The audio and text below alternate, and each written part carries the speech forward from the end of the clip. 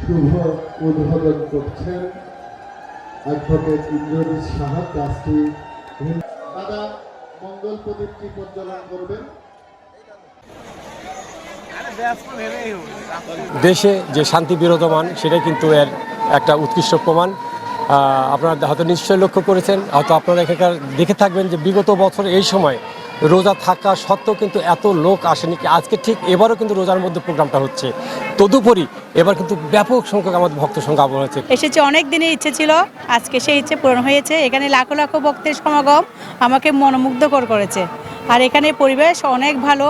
এটা আমাদের তীর্থপীঠের একটা অনুকূল ঠাকুরের পথে সব অনেক ভক্ত, প্রসাদ পেলাম সুন্দর। শ্রী ঠাকুরের 138তম শুভ আবির্ভাব বর্ষসভার মহোৎসব উদযাপিত হচ্ছে।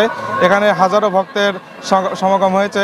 আসলে ধারণা ছিল না যে এই পরিবর্তনের পরে এত ভক্তবৃন্দ এখানে আসবে, কিন্তু দেখা যাচ্ছে যে না, এই পরিবর্তনের পরে ভক্তবৃন্দ আরও বেশি হিমায়তপুরে চলে এসেছে।